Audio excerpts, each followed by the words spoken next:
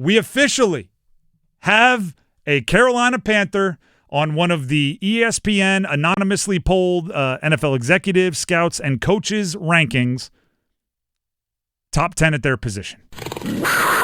We got one. Jaycee Horn is a top 10 cornerback in NFL league circles. He's 7th. Is that good enough? I think it's fair. I agree that it's like kind of where he is in the league, and I'd probably take anywhere 7 to 9 if we're being real. But I'm saying for him moving forward, does he have to be better than that for the Panthers?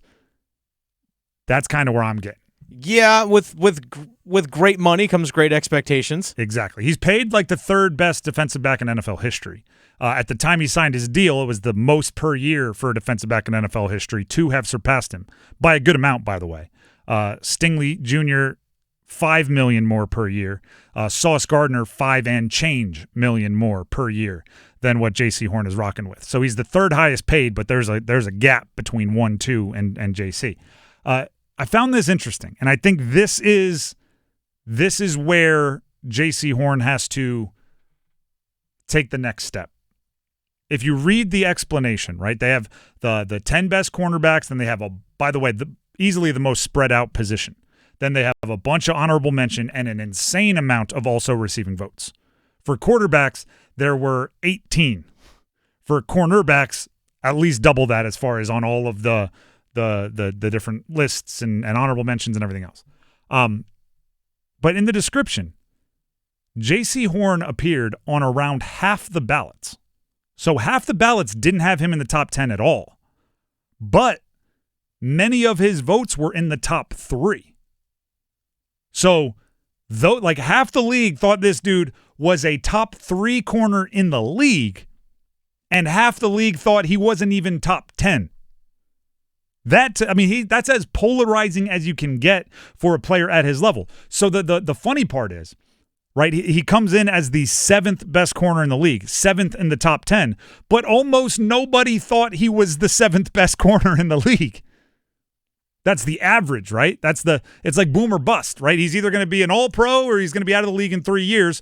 Let's say he's going to be a regular starter. It's like, even if that's not how it's going to be, he needs to eliminate the doubt, right? He needs to convert the non-believers this year.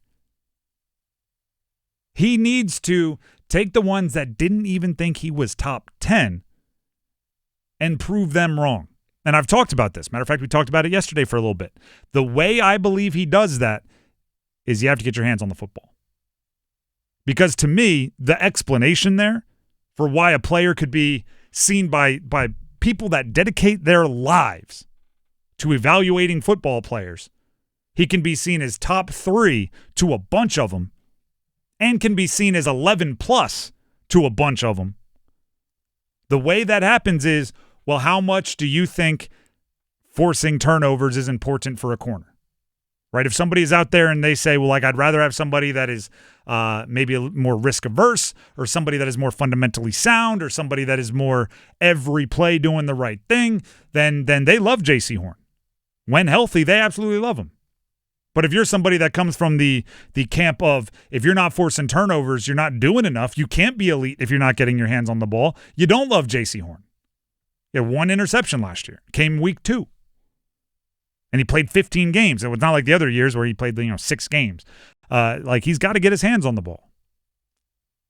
The other thing that stood out to me is, right, they grabbed the anonymous little blurbs. Like, this is what they said. A lot of the hype for Jaycee Horn is his ability to tackle, right? And your corner's supposed to be the worst tackler on the team. Not this guy. He'll come up and he'll make tackles. He had 60-something tackles, which is awesome. Love it, right? And I actually think, that's the easiest way for a defensive back to become like a leader on the team or to get everybody's respect is to be a physical corner, right? Because if you're, what did Deion Sanders say in his Hall of Fame speech? People complain that I don't tackle. Well, I tackled every bill my mama's had in the last 40 years. I've tackled, all the, and it's, that's the bit. He didn't have to tackle to become what he is. That's only going to play if you're Deion Sanders, right? If you're Jaycee Horn, you lower your shoulder a few times, make some big hits. Now offensive linemen like you, right? You can become a team leader that way. I love it, and it helps. But I come back to something that I'm going to keep coming back to. They're going to have to stop the pass too. Same with Merrick, the safety that they signed from the Raiders, right? Everybody loves him because he's so physical and he can come down and tackle and he can play in the box. And I'm going, yeah, but somebody's going to have to stop the pass too. Or get their hands on the ball or intercept passes and play the back half. And Jaycee Horn is obviously great in pass coverage, but you're going to have to get off the field too. It's almost, they want dogs, right? That's Dan Morgan. They want physicality. They want guys that'll hit. You do also need guys that are like coverage guys and ball hawks and right. I was looking at the what was it? The NFL just had their top 75. Is that what it was? Or top 50? I forget. But they named this was a handful of years ago now. But they had like the best players at every position, and they were all on the field. And I thought, matter of fact, Dennis, you'll probably be frustrated by this. Okay. They had Ed Reed as one of the safeties, and they didn't have Polamalu. And I always think of those two as like one was the best physical safety of an era, one was the best free kind of center field safety of an era. There were safeties, they played it differently. Yeah, but they were like, the it's like 1A, 1B for a long time. Yeah. The elite options, and they were all pros and all that kind of stuff.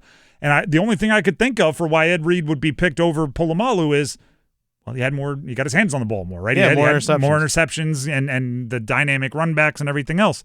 And that's not to say Polamalu didn't, but it's just, that is something that is super valued in secondary players. So if Jaycee Horn is going to be one of the top 10 corners in the league, and the first thing every scout's going to say is he's great in run support, and you go get Trayvon Merrick, who's a really good safety and most believe a good value at $17 million per year, but the first thing everybody's going to say about him is he's great coming up into the box and he's great in run support. I'm going like, okay, I mean, that's the Dan Morgan dog image, right? You got guys that are not afraid to hit, not afraid to lower the boom. I have to admit, I am a little worried about covering pass offenses that are going to attack you through the air.